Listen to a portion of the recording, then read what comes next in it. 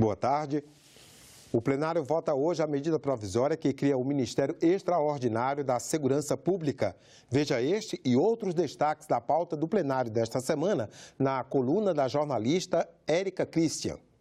O primeiro item da pauta é a medida provisória que criou o Ministério da Segurança Pública, que terá, entre outras atribuições, a de integrar as políticas do setor em parceria com os estados. O plenário deve votar ainda o projeto que vai permitir a venda direta de etanol pelos produtores aos postos de combustíveis. Os senadores devem aprovar a divulgação dos nomes das empresas que recebem algum tipo de renúncia ou isenção fiscal. Por essa proposta, também serão publicados os nomes de beneficiários de programas governamentais, a exemplo do Minha Casa Minha Vida e do financiamento estudantil. Também na pauta, o aumento da pena para os crimes de roubo com o uso de armas, de contrabando e de receptação. Os senadores devem votar ainda o projeto que aumenta a potência de transmissão das rádios comunitárias. Por fim, um requerimento para que a Comissão de Agricultura possa discutir a proibição da propaganda de cigarros. Cenários fiscais e prioridades orçamentárias. Esse é o tema de um seminário promovido pela Instituição Fiscal Independente, hoje em Brasília, e que reúne economistas de dentro e de fora do governo para debater o futuro da economia brasileira. A importância de planejar e traçar cenários fiscais e orçamentários é o foco do seminário, que debate durante todo o dia de hoje questões como o crescimento econômico, o equilíbrio fiscal e a sustentabilidade da dívida. Para o economista Fernando Rezende, o desafio para os próximos anos é grande, já que o crescimento econômico de 1% em 2017 e de 1,9% previsto para esse ano não é suficiente para resolver os problemas fiscais. O cenário não é muito animador, né? Todas as evidências de todas as pessoas que estão estudando o tamanho do problema fiscal mostram que já em 2019 vamos ter sérios problemas para administrar os gastos dentro da emenda do teto. Quer dizer, a rigidez da despesa já é praticamente plena. Sem as reformas, nós não vamos conseguir. O diretor executivo da Instituição Fiscal Independente lembrou que sem planejamento orçamentário não há como resolver o problema do ajuste fiscal. As alternativas são muito claras, né? Você precisa conduzir o ajuste fiscal e o ajuste fiscal se faz pelo lado da receita ou pelo lado da despesa ou por uma combinação dessas duas coisas. A verdade é que nós precisamos aumentar o resultado fiscal, o resultado primário e o resultado nominal, melhorar as condições de financiamento da dívida pública. Tudo isso requer mais eficiência, mais eficácia por parte do Estado. O ministro do Planejamento, Esteves Colnago, disse que o orçamento é engessado e defendeu a aprovação das reformas como uma forma de retomar o crescimento, o superávit e conter a dívida pública. O que se tem hoje é que é o teto do gasto e o próximo governo que vier vai fazer a reforma da Previdência, vai fazer alguma reforma administrativa, vai empreender ainda para saber se os recursos alocados nos programas sociais estão atingindo as pessoas que deveriam estar atingindo, né, se não está tendo desperdício de recursos públicos. Para o secretário do Tesouro Nacional, a reforma tributária é outra necessidade do país. Mansueto Almeida concorda que o Brasil cobra impostos demais e de forma errada. Pega um advogado que ganha R$30 mil por mês. Ele pode estar no Simples. Qual é a carga tributária dele? 9,5%. Mas ele pode estar em lucro presumido. Qual é a carga tributária dele? 14,5%. Mas ele pode ser CLT. Qual é a carga tributária dele? 27,5%. Isso é altamente errado. Como é que você pega a mesma profissão com R$30 mil por mês, a carga tributária vai de 9,5% para 27,5%? Para os participantes do seminário, o país tem que se preparar para o futuro de forma planejada e consistente, ou não conseguiremos sair da armadilha do baixo crescimento e do endividamento público. O Brasil precisa retomar investimento público para enfrentar os desafios da nova economia digital. E o Brasil precisa trabalhar sério na recuperação da qualidade dos serviços públicos de educação, de saúde, de segurança, os investimentos urbanos e por aí afora. A Comissão de Assuntos Econômicos aprovou o projeto que acaba com o limite de 4 anos para contratos de prestação de serviços entre empresas. O relator da proposta explicou que o limite de 4 anos foi estabelecido pelo Código Civil de 1916 para impedir a exploração de pessoas físicas. Para o senador Ricardo Ferraço, o limite não tem sentido nos tempos atuais, já que os contratos são firmados entre empresas.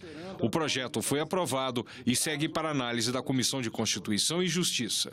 A possibilidade de firmar contratos de longo prazo, digamos, de 10, 15 ou até 20 anos, é extremamente benéfica para a economia, dada a estabilidade e as variáveis de previsibilidade. Contratos de longo prazo permitem maior segurança jurídica e estimulam o investimento, tanto físico como em capital humano. A isenção de IPI no processo de fabricação de refrigerantes na Zona Franca de Manaus foi debatida em audiência pública hoje pela Comissão de Constituição e Justiça. Empresários que estão fora da Zona Franca dizem que a regra desequilibra a concorrência. Os amazonenses rebatem, dizem que a medida incentiva o desenvolvimento regional.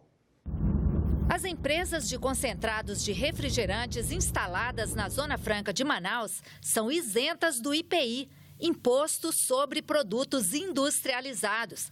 Mas, mesmo assim, o valor da alíquota pode ser abatido como crédito nas outras fases da produção do refrigerante. Ou seja, quanto maior a alíquota de IPI, maior o crédito a ser usado.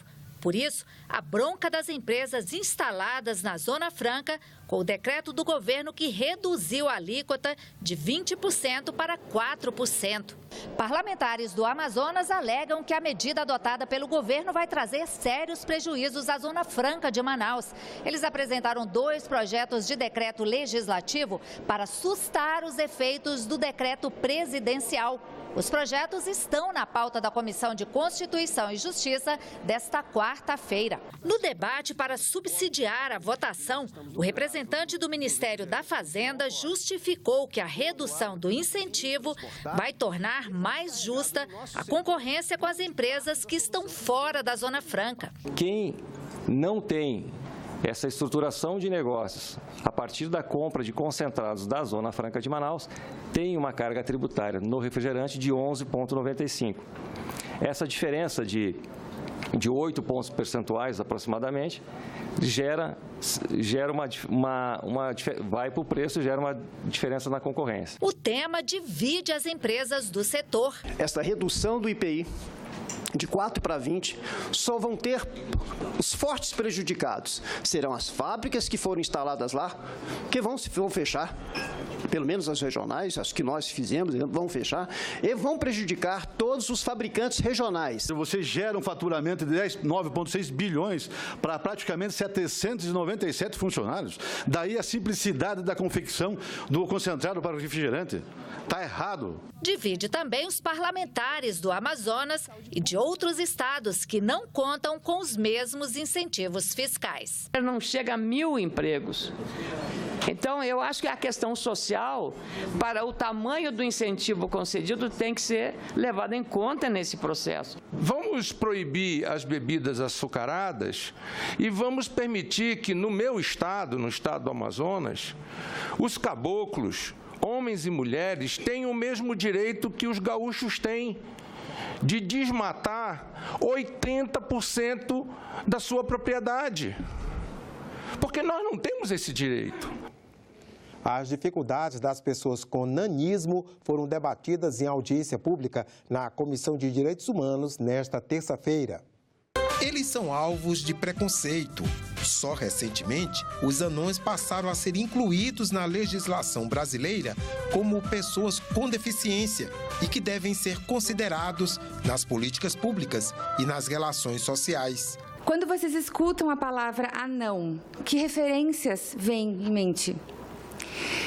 Pois trata-se de uma condição rara, que historicamente é alvo de deboche, que sofre com dificuldades físicas e sociais. Porque qualquer família pode receber um filho com nanismo e a gente também não tem uma preparação, a gente assim não vem com uma receita. O nanismo, ele é resultante de uma mutação genética que leva à deficiência do crescimento dos ossos longos e da coluna vertebral. E por isso ele está associado à baixa estatura, entre 70 centímetros e 1,40 de altura. A medicina ela nos diz que existe entre 200 a 400 tipos de nanismo, sendo mais comum a acondroplasia. A servidora pública partilhou dificuldades, reivindicações e perspectivas. O que mais nos preocupa são as barreiras atitudinais, através do preconceito e da discriminação pela sociedade, que não está adaptada às diferenças. É comum a gente encontrar na rua pessoas apontando, rindo para nós, uma prática descarada do bullying. Os olhares curiosos e muitas vezes invasivos geram um desconforto tremendo. O estigma não dá mais, né?